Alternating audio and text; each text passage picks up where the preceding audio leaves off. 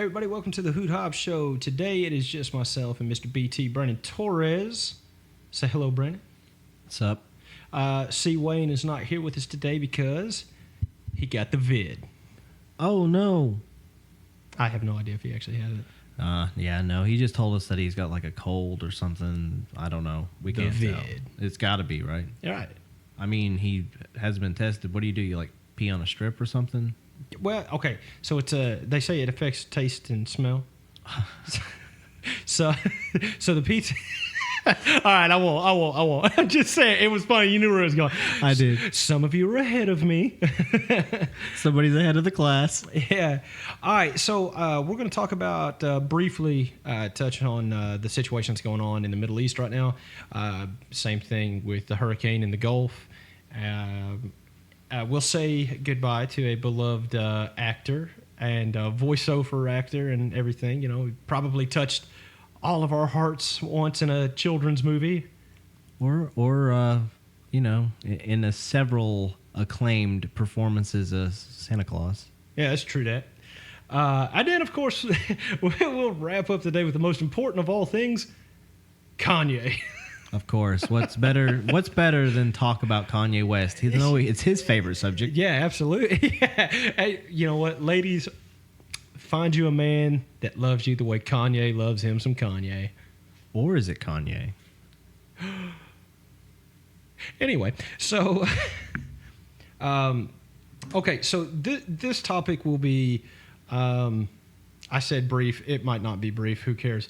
So with the situation that's going on in Afghanistan, most of our viewers, and you know, I am usually right-leaning, even though I try to see things, you know, I try to see both sides of the coin, right?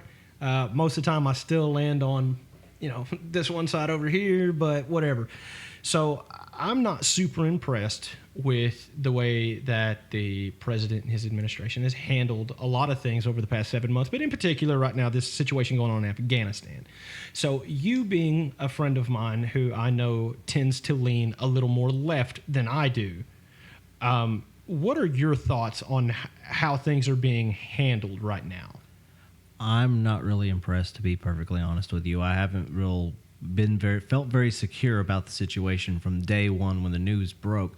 The withdrawal, that didn't necessarily worry me or concern me. It was whenever the bad things, once they learned that the troops were withdrawing, and then the no action. Yeah, I mean, you know, kind of what you had said to me earlier, you know, was even the whole like, wait, what's happening?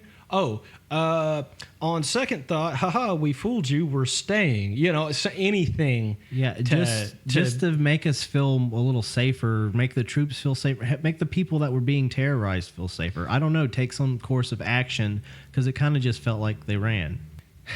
And I'm not saying that. I'm not trying to be disrespectful towards our military members right now when I agree with you saying it looks like we ran, but that's exactly what it looks like. Yeah, right? No, by no means by saying that's what they did. No, right. No, not at all. The withdrawal was orders. It is absolutely. They were just following what they were told to do, and that was to pack things up and to leave in an orderly fashion. But nothing orderly happened. It just turned into chaos. Yeah, it fell apart. But I mean, you know, why? If we had the date in mind, which I know we didn't, but say we had the date in mind. Okay, on this day in August, we are out. We are out of here. It's done. Hasta lasagna. Don't get any on you. Okay, so shouldn't that have started? You know, the moving equipment out, moving personnel out. And then the last thing you do is move your military personnel, your actual troops, your boots on the ground. They're the last to go. I mean, that's the mission, right? It does make sense. That does seem like that would be protocol, and that would be the organized fashion to which you would do something. Because I know that, you know, working for organizations that run from a military-like structure, that's exactly how you would handle that. Right. But instead it was like, you know, last chopper out of Saigon, you know, whatever's left gets left. Sorry. Well, I actually read, and I haven't gone deep into this, so this is not some kind of confirmed whatever, but I actually did read an article that said the last, basically, evacuation plane left Kabul, and there were still Americans on the ground. I got news for you. You don't let that news story break. The last plane. When you got Americans still there, it's not the last plane. And if it is the last plane, then we have failed miserably.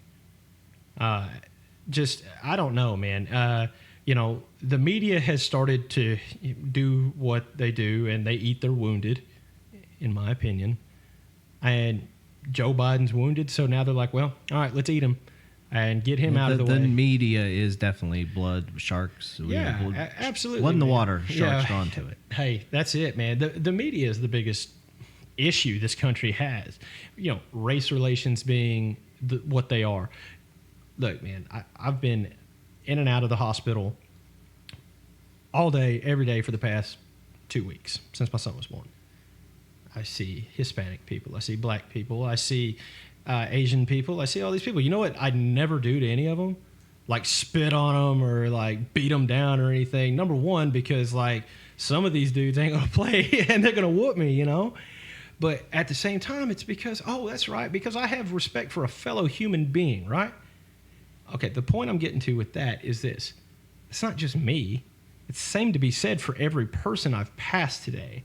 And it's the same to be said for the vast majority of the country, right? But you have the media that, we got to push this. And it's so funny. Like, I've seen the Austin Powers memes come out, like, this isn't working. So, when he tells Frau, like, bring in the cologne, or send in the cologne, just send in the cologne, Yeah, well, that's what it looks like all the time. Oh, it's not working. All right, murder hornets. You know what I mean? Well, yeah, definitely. I agree with that for sure, because I'm one of the people that I'm not a big fan of media in general, because a lot of it is swayed by advertisers. And if you ever watch closely by what they're saying, it's always based off of what the advertisers want them to say. The moment they start saying something that disagrees with the agenda of that company that is paying them money, they will start to alter the things that they cover. They don't necessarily flip their point on its axis entirely. They just kind of stop talking about it and start bringing up other subjects. Yeah, stop saying the quiet part out loud. Yeah, don't say the quiet part out loud. It's quiet for a reason. Keep it quiet. And yeah, we see it all the time. It's the almighty dollar. Yeah. And, any kind of media that does things specifically for an advertiser. Speaking of advertisers, I'm sorry. Insert ad break here. Yeah, insert ad break here. No, but no, okay, so what is something big that happened that the media influenced? Well, what about moving the All-Star game, the MLB All-Star game, moving it out of Atlanta? What good did that do? You hurt the city of Atlanta. That was going to bring millions of dollars. It always does. In revenue and everything else. Definitely in hindsight, especially considering, was Atlanta at that point peaking with their numbers, or what was it that caused them to... No, it was it was something race-related. I remember that much. I don't even remember what it was now. And it might have been COVID. I don't know. There's been so many... last year was pretty wild, especially the summer. It was hard to tell what news story was which. Exactly. And and even worse, stories from last summer are still getting brought up now. So you're like, oh, that happened again? Like, no, it's the same one. Okay, well, why are we talking about it then?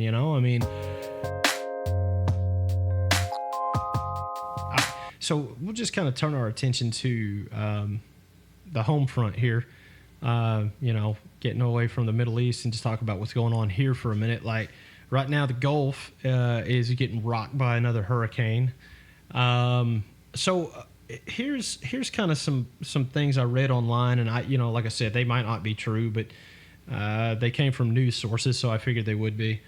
So apparently, this hurricane Ida made landfall 16 years to the day as Katrina. The hurricane that rocked New Orleans? Yeah, right. And like we got a lot of the evacuees and stuff up in this area, and like a lot of folks stayed. Yeah, there's some people that they came here and then they never decided to move back. Yeah, so, but anyway, I don't know if, I know New Orleans is, you said the entire city's out of power, right? Yes, this is the latest update that I see here at CNN.com, because of course, dirty liberal over here. But Anyway, citing my source, it says at least one person's dead and nearly half the state of Louisiana is without power, including the entire city of New Orleans. That's pretty scary, yeah. That's super scary because you've got this just bad to the bone storm coming in, and you can't even see the next room in your house. That's scary, and I hope that there are a lot of folks that went ahead and evacuated, and I'm sure there is, but you also know that there's tons of people who were going to try to ride out the storm. So I've been watching the TikTok videos. I've seen them. There's some pretty humorous ones, some redneck guys that's like, I ain't leaving come hell or high water. And then you got some like really scary videos that you see on there, people that are riding it out, and they're really, it's hitting them hard right now. Yeah, and they're probably questioning their decisions and that kind of stuff. Well, sometimes you can't afford to relocate. Hey, I'm not knocking them. Sometimes you got to hold down the fort. But, I have some close friends that live in the Pensacola area, and they ride these things out. They wouldn't leave, like I said, come hell or high water, and it's not really a pride thing. That's their home. Yeah. And plus, where am I going to go? Right. Yeah. And I think that's a point that a lot of people don't look at is the where else am I going to go? Like, this is home.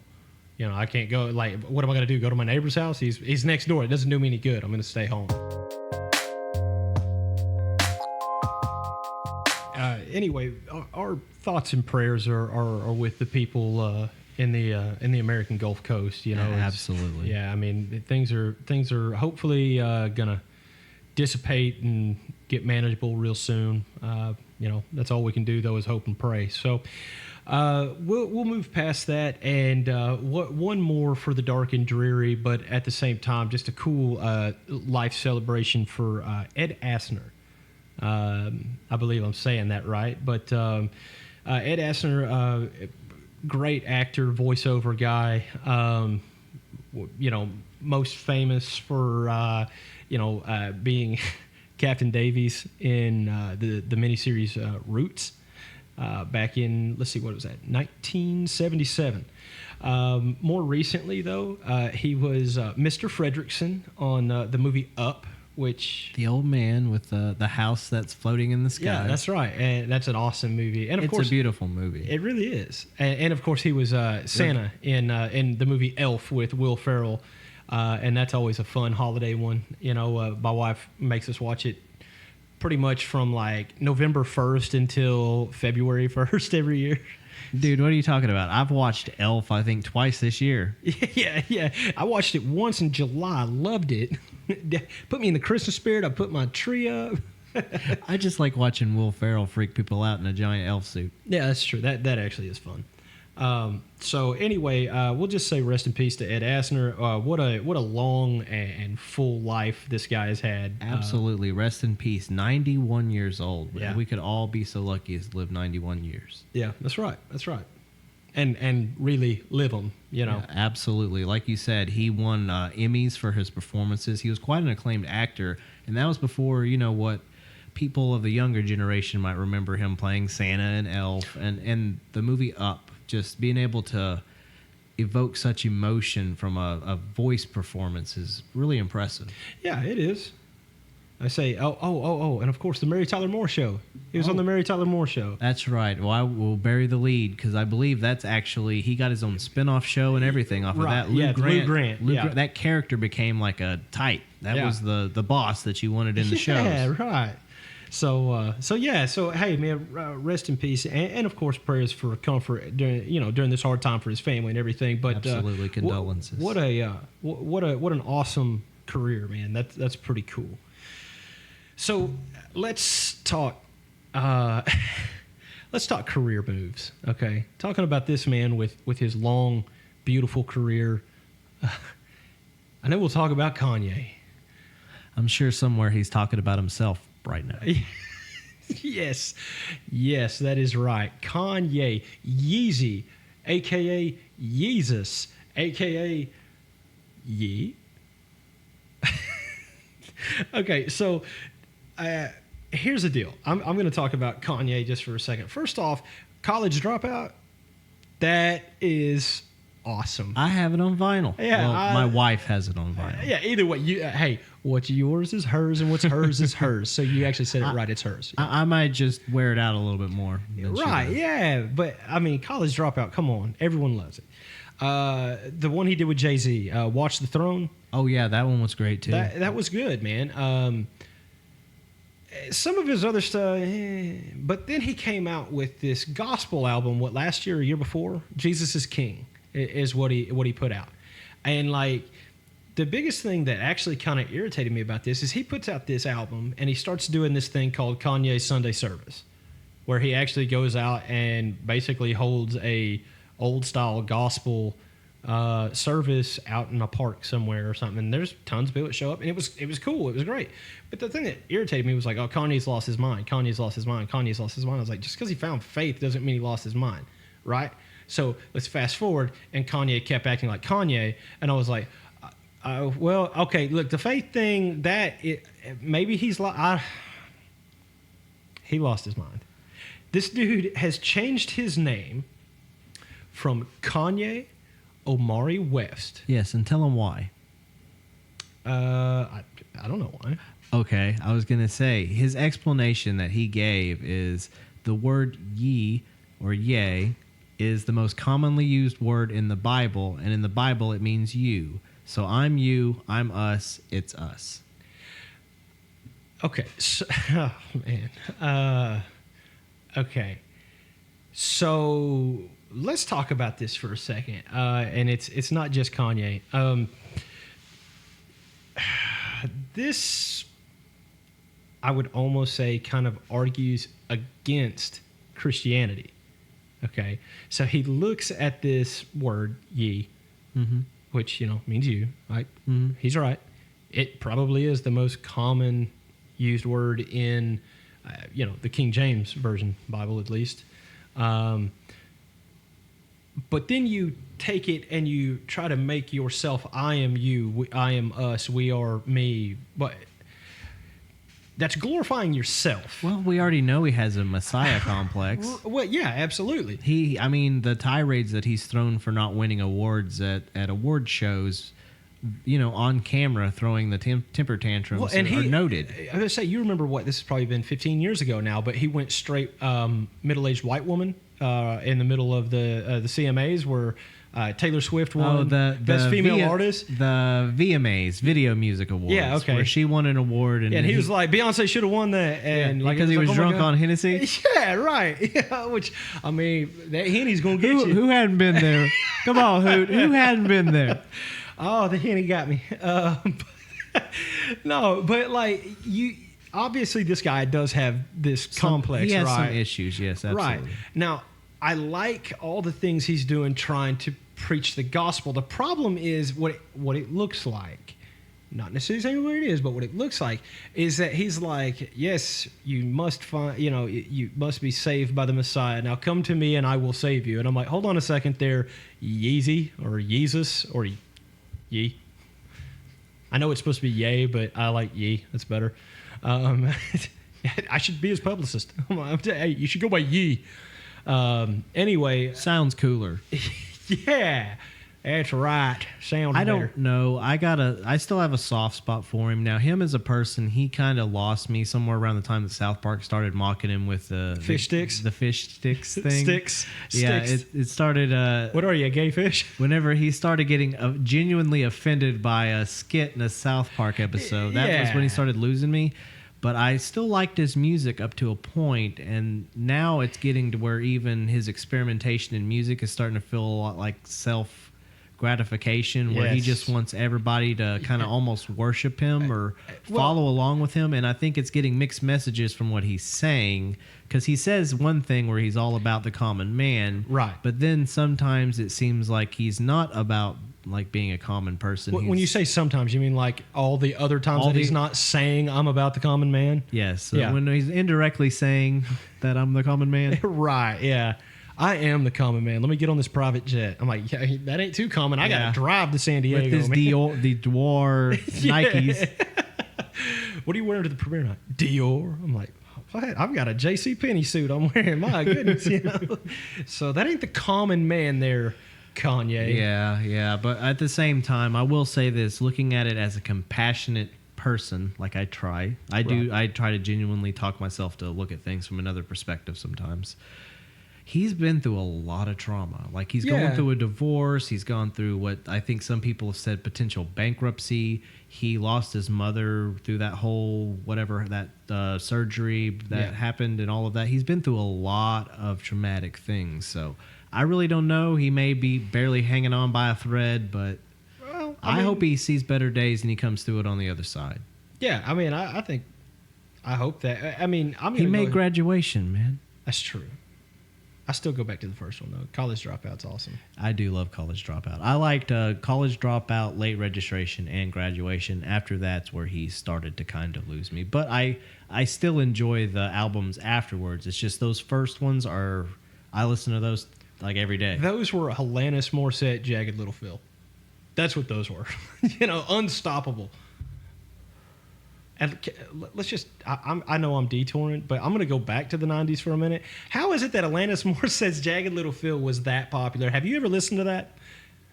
No, and I can't believe it's about the guy from Full House. That's what blows my mind. Yeah, Coulier. Yeah, Dave Coulier. Yeah. Cut it out. Yeah. What was it? Not Uncle Jesse. That was Stamos.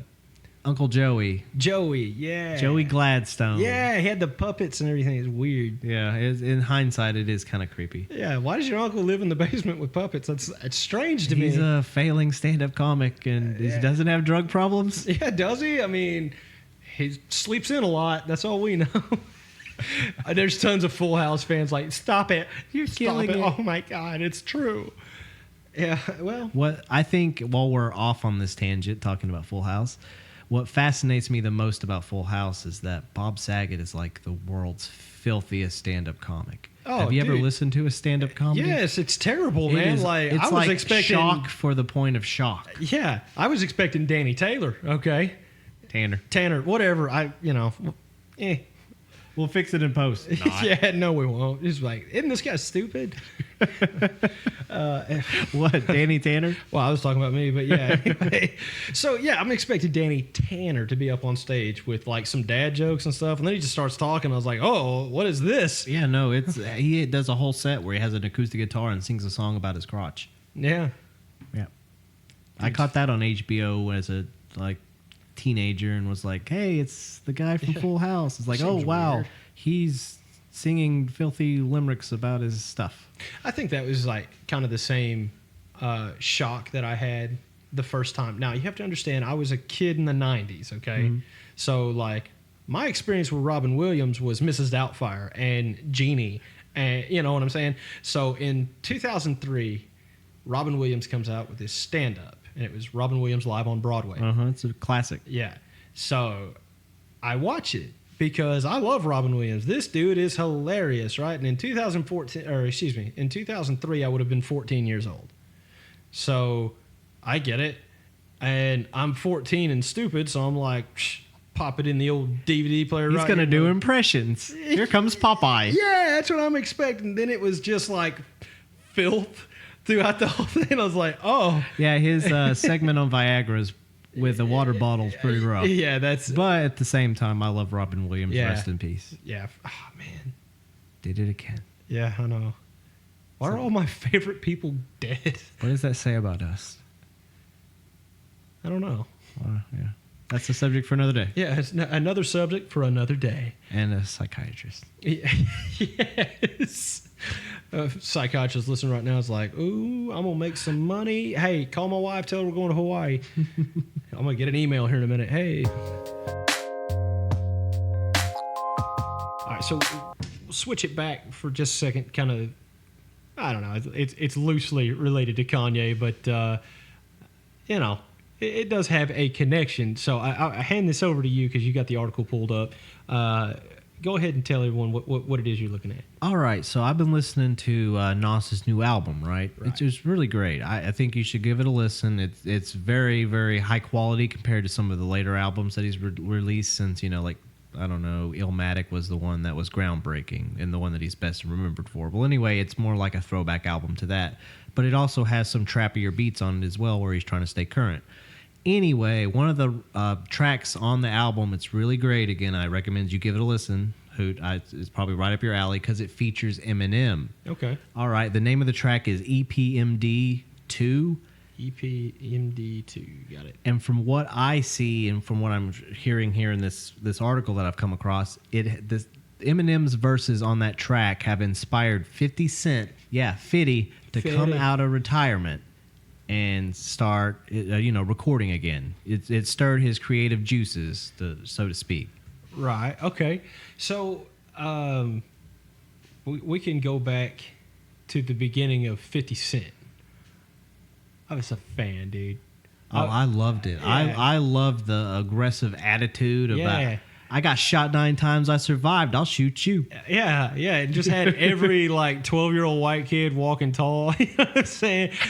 What was it? I read the other day, I saw a meme. It said, 50 Cent's Many Men had me walking around convinced everyone was trying to kill me. Yeah, absolutely. I love that song too. I think I heard it yesterday, but you got to remember that not only did that whole empire kind of collapse around 50 because the G Unit thing just did not turn out what everybody thought it was going to be. Well, no, and it's funny because I read 50's, I guess Curtis Jackson's book, Hustle Harder, Hustle Smarter, and it's kind of like a self-help book, which I didn't expect. I didn't expect. Yeah, going into it, I was like, oh, okay, this might be like a biographical thing. No, this dude does the self-help stuff. He even has a book called the 50th Law with Robert Greene, who's the author of the 48 Laws of Power. And I actually tried to read it. Robert Greene is who reads it the entire time or narrates it, Oh my God. And so I was like, I can't do it. It's too boring. But 50 actually, reads Hustle Harder, Hustle Smarter. And surprisingly enough, he's easier to listen to. But he kind of goes into what happened with G Unit, and it was he didn't hold anything back. He didn't pull any punches? No. I mean, he talked about Lloyd Banks being he said, I've never met a man who is so proud of his laziness, and he said Lloyd Banks has a tattoo that says Lazy Lloyd across his arm. He's like, I just, and he's completely content, but he always thought I should put him on more. Yeah, well, it's one of those things that it's not like a Wu-Tang Clan where it was organic. Those guys knew each other. They were friends. They hung out. They happened to have, flow together. They freestyled, and then it became what it became. And they all love Kung Fu.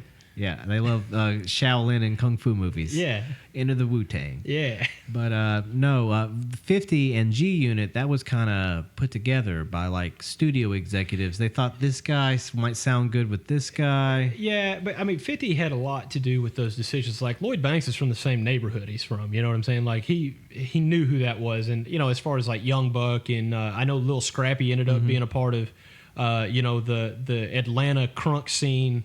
And started, quote unquote, G Unit South, and Money in the Bank was his big breakthrough with G Unit. Then what do you have? Tony Yayo. Yeah, Tony Yayo. I did enjoy some of his solo stuff on his own. Yeah, I actually liked what Young Buck on Fire. Oh, by Lloyd Banks. By Lloyd Banks. Yeah, I liked that one. But the thing is with Lloyd Banks is both of his albums, he had The Hunger for More and then The Hunger for More 2, which is a lazy name, if you ask me. But anyway, so you had both these. It's pretty albums. Humorous, but yes. Right, yeah. Not a lot of work went into this, but ultimately both albums were pretty good. But he just didn't. He was like, that's probably enough. I'm good. I don't know. It seemed like, at least from the way it was described in the book, and then the way you look at it from an outsider who now has a preconceived notion, you look at it and you're like, oh, that makes sense. Yep. Well, there's also the fact that the game came in there and they didn't quite mesh as well as it appeared in the beginning. Right, yeah. 50 in the game, it seemed like two alphas in the same room. Yeah, but when they did Hate It or Love It, that song, yeah, for real. To this day, I still still listen to it. That's right. But yeah, I mean, there was a lot of people changing sides on each other with that whole I don't know, the rap group thing. I was like, boys, loyalty died out with Wu-Tang. Don't do this. Yeah, but the thing is those guys, they're still doing it together. Yeah. even whenever they do their separate things, which was always the most fascinating thing that got me about Wu-Tang Clan, is not only did they have their albums as a group, each individual rapper was able to record his own record with separate record labels, mind you. They're not all under the same umbrella of the same record label. They all got their own record deals and then still got together and recorded their own thing together with another deal in itself. Which is crazy. I mean, ODB had a pretty successful solo career.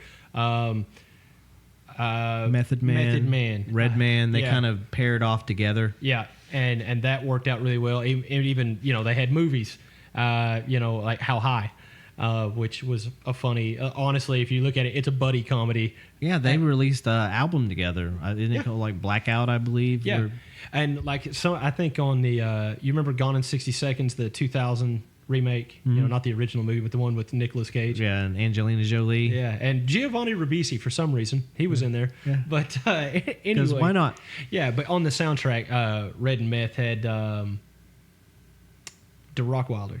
Oh, yeah. Yeah, that's a classic collaboration. Yeah. That was actually on the album Blackout, I believe, as well.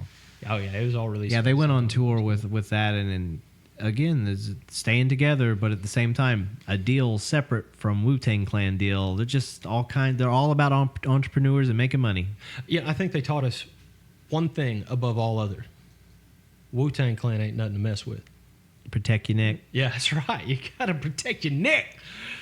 That's a high pro Wu-Tang joke. Good job.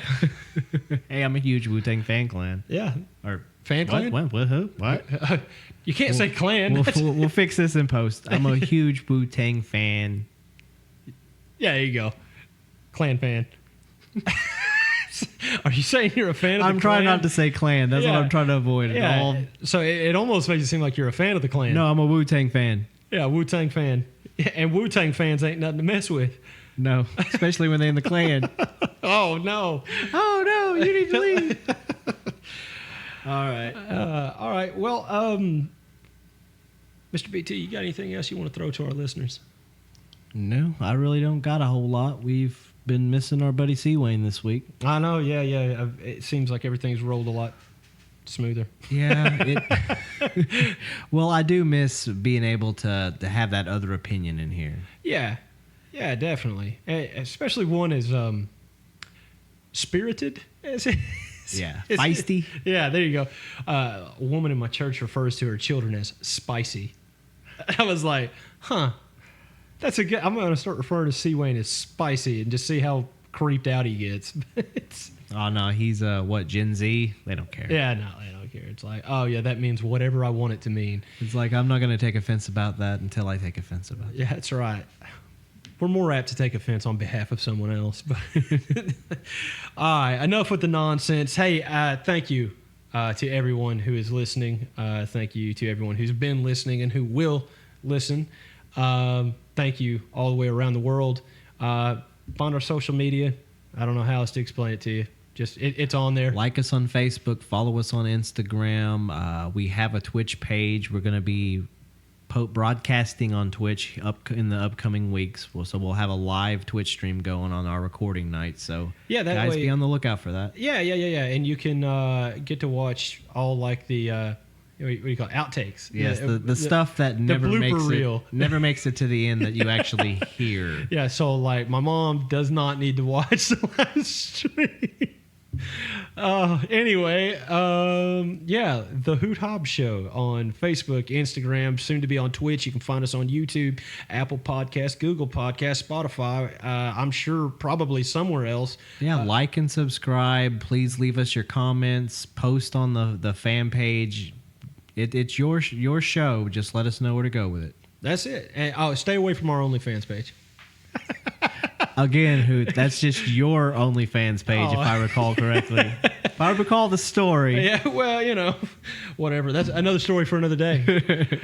Hey, so from me, Hoot Hobbs, and from Mr. BT, and on behalf of Seawayne, who's a bum who has the vid, and we're all praying that he gets better, whatever, we want to say thank you for listening and bid you good night.